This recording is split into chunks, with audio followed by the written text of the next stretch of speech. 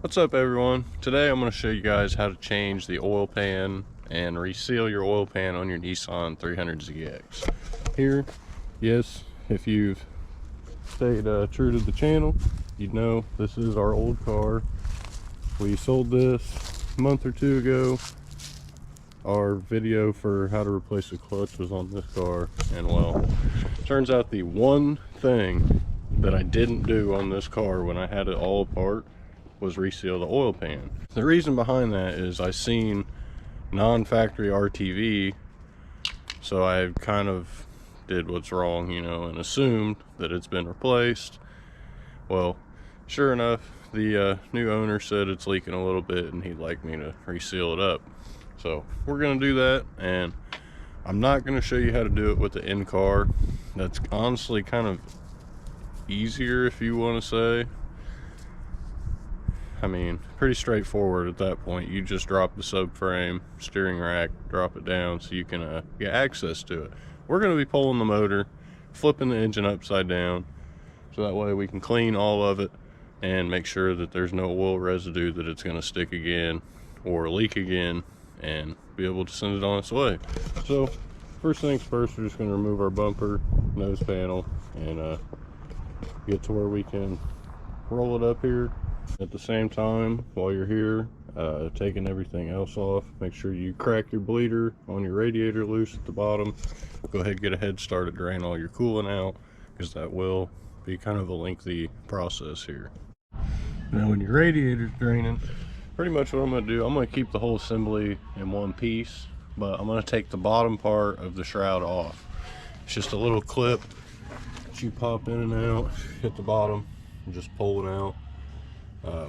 So then I'll just loosen this, pop it off, loosen this, pop it off, and I'll lift it all out as one unit. While that's bleeding, we're going to go ahead and get to removing our intake pipes here. Now, the intakes are off, what we're going to do, we're going to disconnect our alternator to trans harness wiring, and we're going to fish it back through the power steering so that we can bring it on this side of the motor. We're also going to remove our PTU, disconnect from our coolant bypass tubes, and we're going to move the wiring harness out of the way, remove it from the cast as well. We're also going to remove our throttle cover so we can get to our throttle cables. Our harness off, PTU and sensor or harness pulled to the side, timing cover. I'm all over the place. Got our throttle cover off, got our cable out the way. We went ahead and pulled our passenger side VTC and O2 sensor, undid our ground. So now what we're going to do, remove the fuel rail and go through the rest of the system, pull off all these wiring connections, 6 coil packs, 6 fuel injectors. Got your knock sensor, VTC, O2 over here, idle air valve, idle air control valve, and fast idle control. That's about it up here. I think there's one more ground back there by the cylinder 6. There's 2 ground straps that are connected. I think we are good to loosen this the rest of the way up and pull it out. We're going to lift the front up a little bit so we can see the lower shroud to make sure that it's either on there or that we can get it off to be able to pull this out. Now that all of our wiring harness is disconnected, you go ahead and pull your balance tube off. It's 5 12mm bolts, it's 3 nuts, 2 bolts, your idle air control valve hose. Now we're gonna pull the fan off so we can get access to the accessory belts a little bit better, and we're gonna remove the fuel system. I already went ahead and pulled the power steering pump, but I'll be pulling the AC pump as well because I'm gonna leave them in the car. That way we don't have to discharge the system and then fill them all back up with coolant, burp all that. Be a lot more plug and play. AC belt is off, so with the top mount bolts, I only need the 2 14 mils from the bottom. We'll worry about that once we get to pulling the motor or the engine mount nuts themselves. Now we've got the car up on jack stands or blocks, whichever you prefer. Underneath, gonna pull our starter off, our exhaust. Luckily this one's all one piece, it's fairly easy to take off. And pop your slave cylinder off, move it out the way, and we'll also remove our transmission wiring while we're here. Once we get the exhaust off, you'll pull your 10 mil or all your 10 mils off for your heat shield to get access to your drive shaft and shifter. Now it's time to undo your trans mount. Get a jack under it first to keep it from dropping. Also undo your shifter and your shifter bracket beforehand, so that way you can leave them in place. After you do that, you'll lower your jack. You don't have to, you can take your jack out to get underneath for the time being. Just make sure you get it under it for when you remove it. But next is the bell housing bolts. As soon as them are off, you can just pull the trans out. So now, transmission's out. We're gonna call it quits for the night because it's getting pretty cool and we're running out of daylight. Plus the dog said it's time for us to eat. It's the next day. It's a little bit colder out here. We got our AC compressor off. Car up in the barn, obviously. Now we're ready to pull the motor. So what I recently started doing is I pulled these coil packs on both sides here and here, so I can wrap a chain around the intake runner. Makes it a little bit easier. So now if you got your power steering pump and AC compressor here, you just want to make sure you keep them out of the way as you pull the motor out so you don't damage any of the lines. We're going to do that now, and then we're going to take the clutch flywheel off and get it put up on the stand here. What we did here, so when we roll it over, we won't lose coolant. We just routed that back around. We've got the oil pan down here as we're draining the oil, so that way when we flip it over, it doesn't drain everywhere on us. So, little mishap while we're in here. We're doing the O2 sensors. Either whoever put the old O2 sensors in, or just from it being bad for so long, it welded itself onto the manifold and the threads are all jacked. So we've got to replace their manifold here in the process. But once you get your motor on the stand, just rotate it over, get access to your oil pan. In the meantime, you'll have to remove this bracket, and you can remove the other bracket from here. You can remove the bolt from this here right side and then loosen the left and pivot it, or you can remove your oil filter tree and then be able to remove the bracket altogether. Just make sure you replace your oil tree seal or gasket while you're in there. Now that your engine's flipped over, let's go ahead and remove each of these 10 mil bolts along the whole pan. And once you have all of them removed, you can stick a flathead here, here. These are just a couple of places I put one back here, so that way you can have something to lay it on to get it straight. I'm not entirely prying this off. This spot is the other one. I'm not entirely prying the oil pan off. It's more so I'm wedging the screwdriver in between to give it pressure to pop it off, so then I can just pull it off. So once you've got your oil pan off, just get your scraper or your trusty razor. Go ahead and clean all of the RTV or old gasket off. Make sure not to get any inside the block. You can do that by angling outwards, scraping like this. So that way, every time that you go to drop your scrape material, it'll fall off the side of the engine and you won't have to worry about it going inside. So you just go through, clean all this up just as so. After you do scrape it, you can go back with, say, like red Scotch-Brite and brake cleaner or oil or something, just to clean it all up. And then after you do get it all clean and you have all the old gasket surface off, go back with a rag and some brake cleaner before you're going to reapply your silicone, and make sure that it's all clean and dry. So the last thing you want is to have some of this oil residue on there and then the RTV not stick, and you have to come back and do this all over again. So we let the oil pan sit out here last night upside down to drain all the excess out, so that way when we go to reinstall it'll seal correctly. So now we're just going to get to scraping all of this residue off. Scotch-Brite, but mainly a razor blade to get it off. Now we've got our oil pan all cleaned up. I'm going to go back with a rag, some brake cleaner, get all the oil off. And we're going to do the same thing over here. Go back with a razor just to make sure everything's off. Get a rag, some brake cleaner, grab Scotch-Brite to clean this off, and on the back rear main seal retainer. Clean some more of this oil up to where it won't leak over and cause sealing issues. Once you've got your surfaces all clean and cleaned with some brake cleaner and a rag, you'll take both your oil pan seals.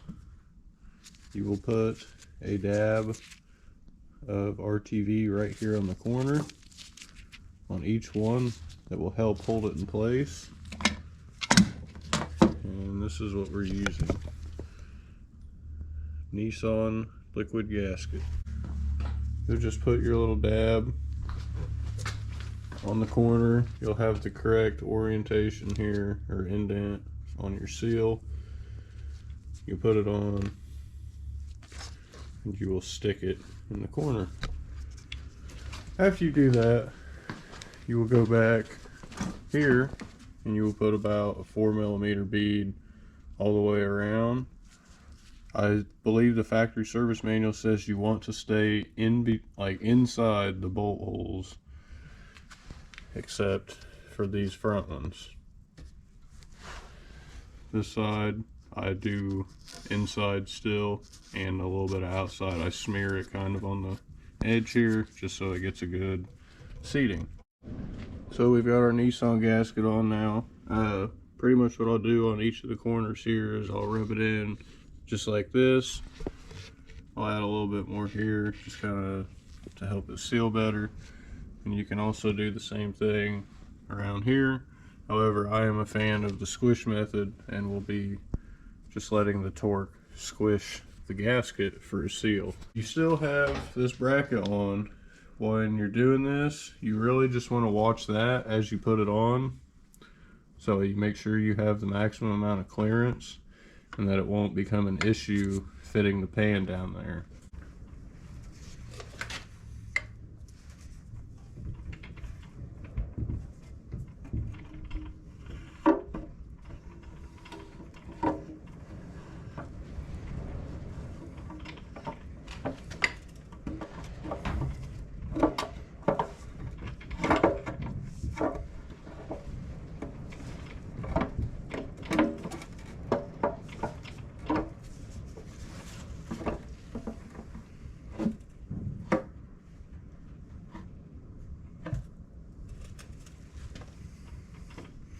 Oh, that worked perfectly.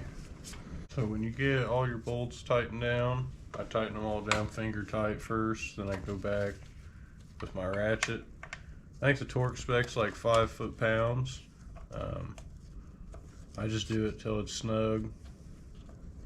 I've done over 10 without a problem, so I kind of just know by the feel.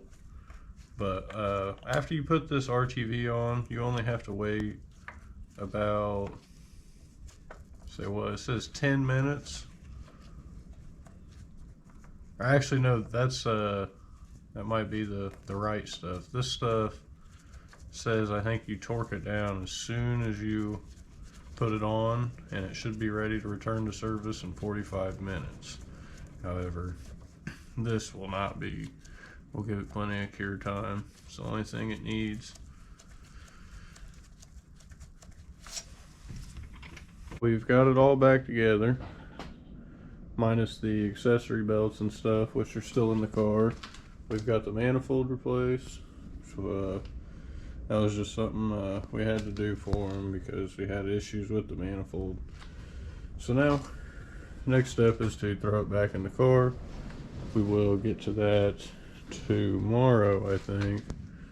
Because of the weather today, it's very windy. We have rain coming in, so we'll see. Alright, now so that we've got our oil pan changed, what you want to do is drop your engine on the ground and install your flywheel or flex plate, depending if you're auto or manual, and then your clutch after that if you're manual. Now your engine should be ready to drop in. I went ahead and threw my alternator belt on. I had to remove it just to make it easier so I don't have to do it in the car. So yeah, just drop your motor in, get it placed, and then we're on to transmission. Now once you got your engine in, go ahead and reinstall your power steering pump. I went ahead and did my belt as well. And your AC pump, which I did the belt on it as well. However, it's not tensioned because the AC compressor is not bolted down yet. So I think our next, we also, you can go ahead and reroute your trans to alternator wiring. I did that. Now I think what I'm going to do is put the intake pipes down here and possibly start to get the rest of the electrical connections ran. So that way we're just limited to doing things on the bottom side, which we're really about there. So you don't want to put your intake pipes onto the actual plenum until you get the transmission on, or else it's going to make it more difficult to get the right angle to get the transmission spline or input shaft put into the transmission or clutch or flywheel. Sorry, trying to fit too many words in one sentence. We've now got everything up on the top side except for the intakes and the radiator and radiator hoses hooked up. We also have mounted our AC. We have tensioned the belt. So now that we've got everything from the top side done, we're going to throw our radiator in, get it plumbed up, and then we're going to call it for the day. The next step will be to do the transmission and all the stuff on the bottom side, so we'll catch you then. Once you get your transmission in, get your transmission mount on, and then you can work on your drive shaft and installing your shifter beforehand. Do this beforehand, just make it a little bit easier for your shift striker bolt. If not, it doesn't really matter, you can do it either way.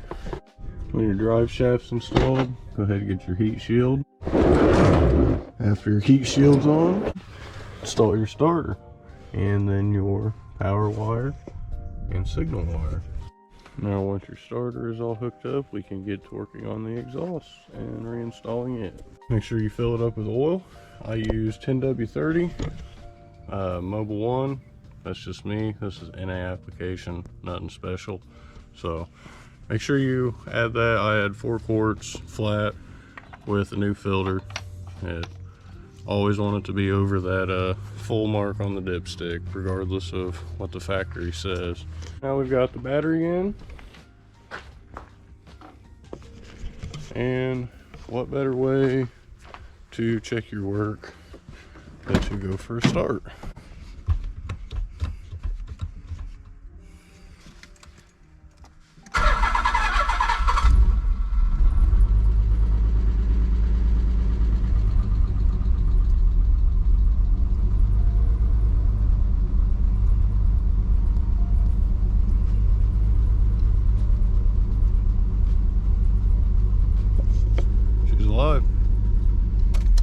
So that's going to be it for this video. If you guys like what you see, don't forget to drop a like, comment, subscribe down below, and stay tuned for our next videos. And that would be how to change the oil pan on your VG30 and a Nissan 300ZX. Peace.